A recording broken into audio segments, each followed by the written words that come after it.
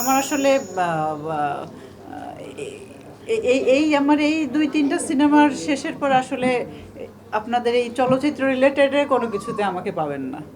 তার মানে কি আপনি ছেড়ে দিচ্ছেন অভিনয়? হ্যাঁ, বলতে পারেন।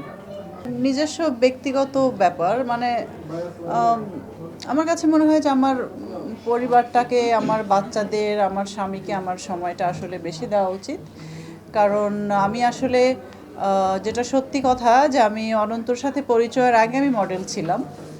তার সাথে পরিচয়ের পরে আমি সিনেমাতে এসেছি। আমার প্রথম সিনেমা খোঁজ দ্য সার্চ, আপনারা সবাই জানেন। তো তারপর থেকে তো দুজন শখের বশতে আসলে করলাম এই আর কি। কিন্তু আমি কখনো যে আমাকে প্রতিষ্ঠিত কোনো প্রফেশনাল কোনো নায়িকা দেখব বা ওইটার জন্য যে সিনেমার জন্যই সব জান প্রাণ সব কিছু দিতে হবে, এদিকে বাচ্চা স্বামী যেদিকে যায় যাক, এরকম কোনো কিছু আসলে আমি ভাবিনি।